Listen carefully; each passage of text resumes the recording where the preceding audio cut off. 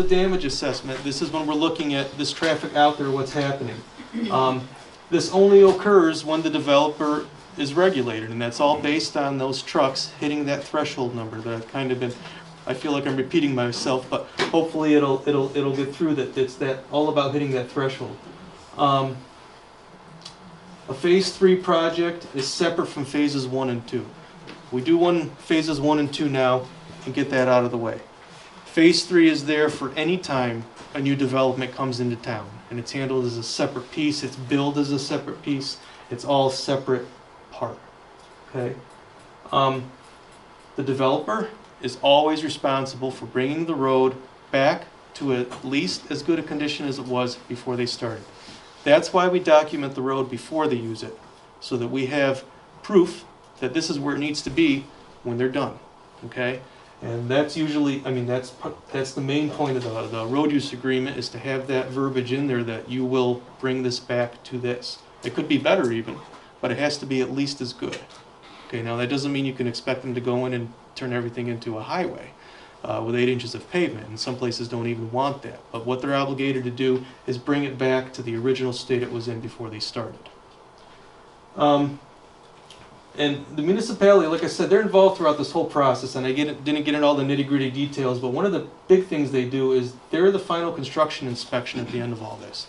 Any repairs that are done, any reconstruction that may need to happen, again, has to be built to your town standards, and you guys are the final sign-off on that to say, yes, it's completed to our satisfaction, we're good with it, you're on your way. Or, no, we still need to do something here. This isn't right, that isn't right, this needs to be done a little bit better, or again, let's do it again. Now, to be honest with you, I haven't seen that happen that much. Usually, like I say, these guys want to come in, do their business, and leave. Okay, so they want as few problems as possible. And I've seen them, for the most part, be willing to work with the town and keep the roads up to snuff and do what they got to do when they're done, for the most part. Not to say that that couldn't happen the other way, but our experience thus far has been pretty good. And again, the municipality has the final authority to accept or decline the work. Okay, so that's how you guys stay in charge, really, of this whole thing. As I mentioned before here, okay, phase 1 and 2 are bundled as one project. So now we'll get into a little bit of the money here. This is the only slide I have on money, but just so you guys can see, phase 1 is $75.20, give or take, and phase 2 is $14.81, which gives you a grand total of $9,000 for the program. Okay. You've now bought this, you've got the process, you've got all the forms to go with it, you've got our engineering services that you've bought and paid for. Anything that happens under phase 3, when the developer traffic is here, causing any damage that he may cause, is paid for by the developer. That's all billed to him. The thinking being that if he wasn't there, that damage wouldn't be happening.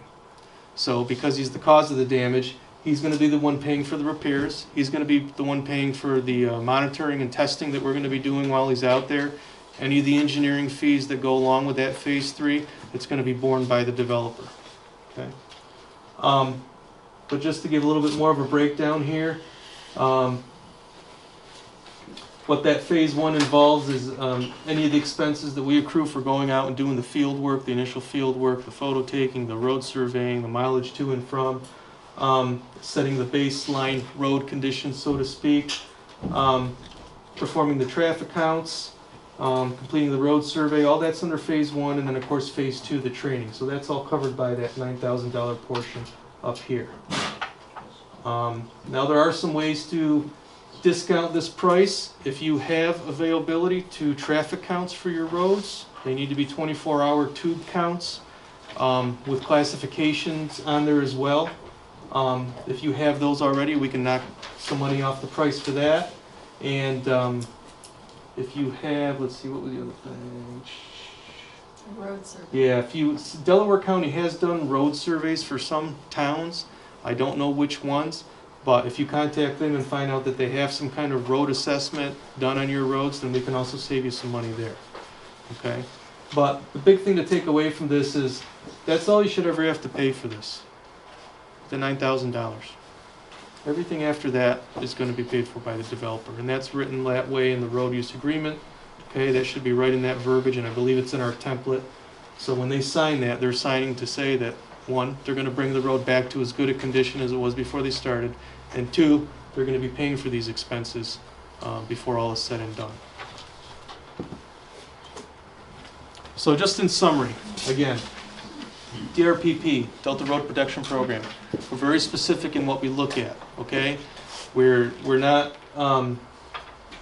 targeted at any specific industry. We're not for or against any industry. We're just here to protect the town's roads, no matter where it's coming from or why it's there. Okay, unbiased approach to assess the damage so that it's fair to both. You want your roads back to where they were before they started. And the developer obviously doesn't want to be obligated to have to put in more than was there, but he wants to, he's going to have to put it back to at least what was there. In some cases, they do go the extra mile and actually give you a little bit more. We have a well-established process. We have probably, I want to say, 60 to 70 municipalities, smaller towns at this point, and a couple of counties, I believe, as well. So we've been using this across New York State. And it's been pretty successful so far.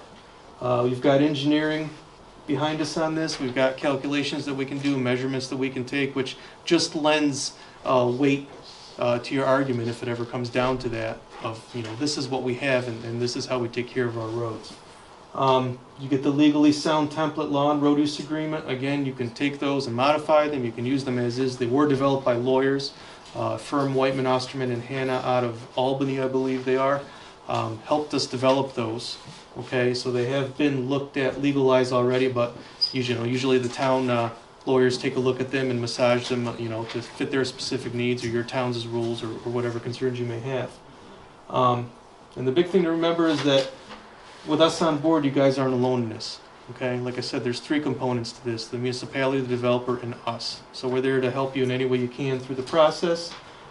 Any measurements or calculations, any engineering obviously that you need along the way, and help with anything. So I think that's it. Yep. So with that, I open it up to questions. Jeff, I don't know how you usually handle that. Or well, you can go right through you.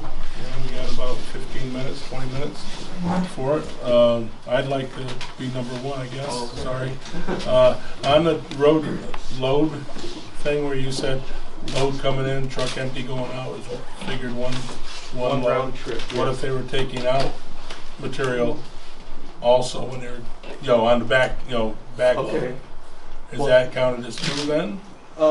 We could adjust the factor to account for that. Those factors that we multiply by to get diesel numbers, if that's the case. That's a good question. No one's brought that one up before. I don't think we've seen that yet, but not to say that couldn't happen. So we could definitely make an adjustment to that. Yeah, sure thing. Yes, sir, you were first. How long has Delta been in business?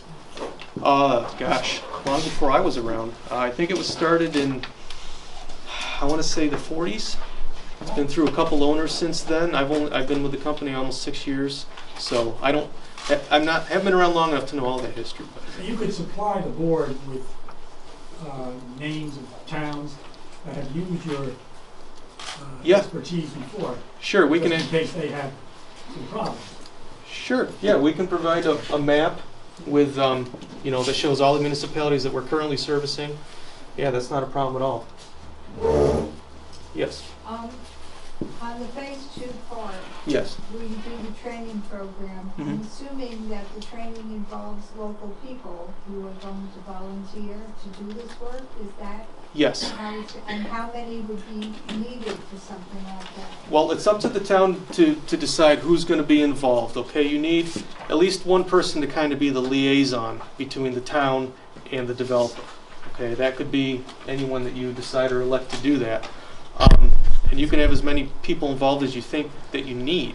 It probably is going to come down to how much development traffic you're really seeing here. If you're having one project come through, probably going to be enough for one person to handle. If for some reason suddenly you have 3 or 4 projects coming through, you might need a little bit more. But the point of the training is to educate anyone who's going to be involved with that process. In most towns, it's usually the highway supervisor, the superintendent, maybe the deputy, maybe a clerk that acts as someone that's going to be doing the paperwork or liaison. So usually it's 5 or 6 people that come to these trainings. But I leave it up to the town who they want to invite when and if that town comes. When and if that time comes. So I guess there's not a specific number I can give you. It kind of depends on the situation, but I'd say usually 4 or 5 at least are involved with the training. And it is a hands-on training. You actually go through the forms, how they're filled out, all that kind of thing. Yes? What is Delta's experience with this particular industry? What industry specifically? Pipelines. Pipelines. We've done a couple pipeline projects. Davenport has pipeline coming through there right now. We're working with them. Any completions? Yes, Caton and Lindley out in Steuben County. They had a pipeline that came through, and I think it was 2011, 2010. It was before I was with the program, but I know that we did those 2 towns, and this worked out well for them. So My understanding is that a road use ordinance has more teeth than a road use agreement. Can you speak to that? no, that's really more of a legal question. I'm not really sure what a road ordinance would be necessarily compared to a road use agreement. I mean, we deal with agreements and then the law. Do you mean a law by an ordinance? Is Yeah. that okay? Yeah. There's different opinions on that. We've had towns that have both. They have a law and an agreement. Some of them just go with an agreement, and And how effective is an agreement in? It's been quite effective because once they sign that, they're saying that these are, this is the it's a contract. Once the developer signs it? Yes. Yeah, the town and the developer. Actually, all 3 of us end up signing it, I believe. All 3 of us, the engineer, the developer, and the town, we all agree on how things are going to go forward, and they sign it, and then they have to do that. So, wow, a lot of hands. I don't remember. You've been waiting a while. Go ahead. When they do a road use agreement, is there usually a bond that's backing that up? Yes. Part of what happens is as soon as we know that there's enough traffic that we could potentially be looking at some damage, an escrow account is set up, and the developer has to put some money in there. Okay, now how much money is dependent upon how much damage we think we're going to have. Okay, if it's only a couple roads, it's going to be less than obviously if we got a lot of traffic, we're looking at 5 or 6 roads. But we'll help determine that bond amount that needs to be in there so that the town's already covered. In the case the damage starts to happen and needs to be repaired, that money is already set aside in an escrow on hand. Okay. First of all, I want to say I'm really happy that you're here, and I'm really happy that the board's invited you. I'm familiar with your work, and I think that your expertise is something that can be a benefit to us and a good investment of money. When it comes to phase 3, and if there are disputes about the damage, is part of your role to help serve as an intermediary between the town and the developer in terms of communicating these concerns? We will help as much as we can from an engineering standpoint, okay? That is a point where the town's probably going to be the most heavily involved, honestly. I mean, it's your town roads, they're doing their work on your roads, but we'll be there to help provide the backup, for maybe why something needs to be done, or why this road needs to be upgraded, or, how we're measuring this or doing that, okay? So, I really don't know who's But next. then if the client for phase 3 would be the town or the developer? The client. Who's paying your bill for phase 3? Phase 3 is paid for by the developer. So then you would be on the developer's side No, in the dispute? not at all. No? Not at all. We're working for the town. It just happens that the money gets channeled through that escrow account to pay whatever expenses come up. But we are working for the town, not the developer. We're concerned about the town roads. That's our only stake in this. That's our only stake in this. Let's work our way down that one, so go ahead. Once you're given the go-ahead, how long would this take to implement the phase 1 and phase 2? Phase 1 and phase 2, well, it depends what combination of stuff we have to do compared to maybe what we can get, as far as the traffic counts we talked about and the road surveys. If a lot of that's already done, we could probably do something like that in a month or so. If we have to get, have the traffic counts done, we don't do those in-house. We have a sub-consultant come in and do those, so that'll depend on their schedule. The road surveys we do go out and do in-house. So I would say at the most 2 months or so. Now, if the traffic comes from a development before that, we can skip over to phase 3 and get things going and then finish up phase 1 and 2. But ideally, we'd like to have phase 1 and 2 ready in place if we have enough time to get that done. I'm assuming that. Yeah, because we may only have a couple of months. Right. before working in. Right. So if phase 1 and 2 isn't totally completed, we can still get phase 3 happening to get things going. Yes, sir.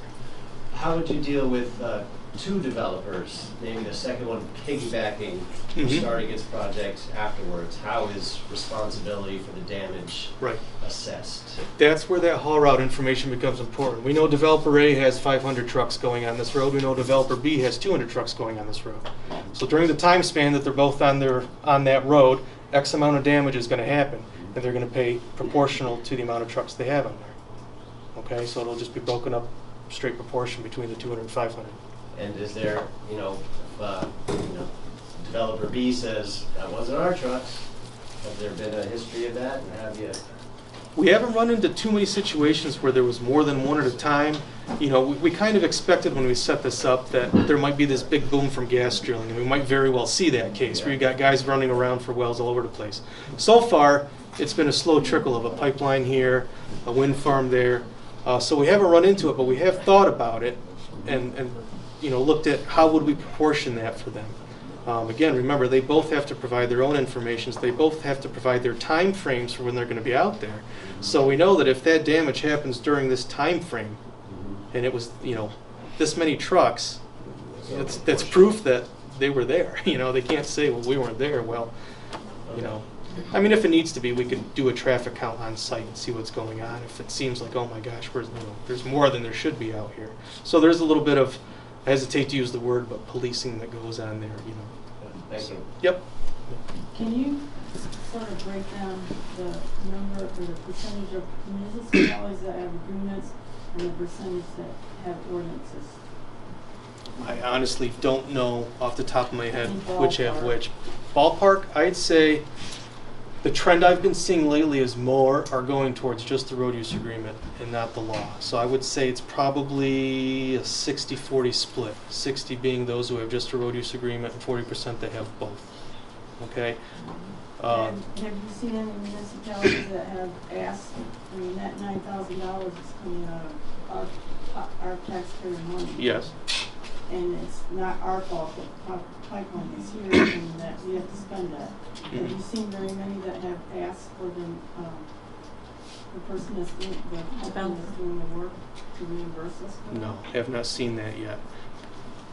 Because it wouldn't be fair to ask one developer to pay for that all, because it's not only applicable to him. It's applicable to any development that may come through. And let's get away from hydrofracking and wind farms for a second. It could be a super Walmart going in down the road. Okay? Say they got to bring in 300 trucks of fill. Maybe not likely. I'm just throwing out an example here. That would be applicable to that as well. So, how would you make one or two guys pay for the whole 9,000 and the rest of them don't pay any? So, you buy the program, you buy the process. But the good thing is that any damage that comes out of that from there is paid for by the developer. Yes. What's the term of the commitment? I'm sorry? What's the term of the commitment for the 9,000? That's the one that- The term of the commitment, you pay it. How long? Pay for it once and you own it, yep. Anytime that traffic comes through, phase 3 kicks in and we go. There's no time limit on it. Sorry, you already asked a question, you. What kind of enforcement is there once you determine what the damages are? And you say this pipeline company should pay so much money, and they're like, well, make us. Right. What kind of enforcement is there? Well, what will happen is we'll have that, like I said, we'll probably have that weekly monitoring and testing. Okay, so that puts us out on the roads usually 1 or 2 days a week anyways, just watching what's going on. Beyond that, the ones that end up being the best enforcers are usually the public works people. Not to say that they should be out there policing all the time, but just by the fact that they're on the roads doing work, they tend to notice things, more quickly than we might if we're only there 2 days a week. Once you determine that there's been X amount of damage done, what kind of enforcement is there to get them to pay for it? Well, they've already got the escrow agreement signed up, so they've already got money in there. You've also got the road use agreement in place that they've signed, which says they have to do this repair work. Okay, that's a legally binding document. Okay, so that right there has seemed to work so far. Those things. Because we've heard in Pennsylvania they've done, into the millions of dollars, and then they offer $100,000. Like, we're giving you all this money to fix the roads, and it doesn't nearly cover. Well, a lot of them don't have any road use agreement in place. And that's part of the reason we developed this, because we saw what was going on south of the border, this traffic was coming in, these towns weren't prepared for anything like this. And if you're not prepared, then the developer kind of calls the shots. So we can do this, we can do that, we can do that. Now some towns have made out very well by luck. Some, like you say, we've all heard the horror stories where it didn't work out. So that's when we started realizing a need for something like this so that towns have a way to protect themselves. And if you come in and you show them that you have a process, we have that engineer's report which shows already states that this is how you take care of your roads. Okay, we have that documentation of what condition the roads are in. And you make them, and you know, up front they know about this road use agreement that they have to sign. That shows them, hey, we got our ducks in a row, we're ready. Okay, and so that's kind of how that works, and also part of where this came from, is that whole thought. Yes, back there. All right, so you say you can have an agreement or an ordinance. Yep. So let's say they break the agreement, what can we do to them? Let's say they don't follow the ordinance, what can we do to them there? That becomes a legal thing. You know, you might have to take, I mean, worst case scenario, you know, lawyers might have to get involved and start talking. Maybe some court happens, I don't know. I won't say I don't know. What I mean to say is I haven't seen that yet. It hasn't gotten to that point. Is that true of the ordinance as well? Because as I understand it, an ordinance is a law. So they can, wouldn't we have to, if we made an agreement, let's say, would we, if they broke that agreement, would we have to sue them if we wanted to get anything? If they weren't working with you in any other way, then it may very well come down to that. Yep. Yep. It could go that way. Yes, in the back. To follow up on that, will the board get a chance to write the agreement if they want to make it a little longer? Will the board be able, is this standard agreement that you propose? And will the board get a chance to rewrite it the way they want it? Yes. Yes. All we do is provide you with. Walking them, in this way they have the power. Yes. To shut it down. Yes. We provide you with a template to start, and then you as the town, the board can decide if or how you want to modify that to suit your needs. You know, every town has some different things that may be different concerns they want to get in there. Yes. Does the town have attorneys looking over this whole thing? Because if they don't pay, now you have to incur on legal fees. Mm-hmm. And every time you get called out for a new development or whatever, and you're out checking the roads, are there additional fees from you? If it's is $9,000 going to cover for the rest of their lives? That's a lot of money for these people to pay. Right, I understand that. Yeah, the $9,000 is going to cover having the program in place. Again, any kind of damage or assessment of damage comes under Phase 3, which is paid for by the developer, by the money that's in the escrow account that was set up by town lawyers and their lawyer. You know, I'm not exactly sure how that part of it works, but there's some kind of legal thing that happens there to set that all up. Okay? So, again, Phase 3, any damage assessment is paid for by the developer, not the town. Once you pay the $9,000, you're done. Did lawyers draw up your agreement Yes. for the town to sign? It was all prepared by legal. Yes. Could I add? Right now, we do have a firm doing the road use agreement, and they are in communication with Constitution. And what the town wants is our legal fees paid for and our engineering fees paid for. And the roads, you know, put back in shape. We're not asking for we're not asking to make money on this. We're asking to get our expenses covered. And they are talking with the Constitution, and Constitution at this time has been very not coming forward. And now our lawyer, which represents 3 or 4 other towns, has written a letter to FERC, you know, to that effect, that we're not getting cooperation with, you know, Constitution isn't a bargain in good faith. And I guess I understand that FERC is looking into that because other towns or counties or municipalities have also complained to that fact. So I understand from the lawyer today, said that FERC is reopening, looking over the process again, because in the agreement or in the approval, they were supposed to have road use agreements with all towns before construction started, I believe. But we have got legal, you know, representation. Off on a bad foot. You can imagine how it's going to end up when you try to get your money. I'm from Long Island. I work for legislator, and nothing's that easy. the way they're painting the picture. There's always disputes at the end. Oh, and I don't disagree with that. But that, you can't stop that. Even if you have a law, you're gonna get disagreements and have to go to court. Hopefully you can make it sound enough and respectful enough both ways, that if and when it does come through, that it is to both parties' advantage to have the right job done. But it's a bad sign. But if they have a You're already, bond. having difficulties with this company at this stage of the game, whereas it's their interest to do it now and helpful because they need to already have complications now. It's not a good sign for the future. Well, and they're not just picking on certain towns.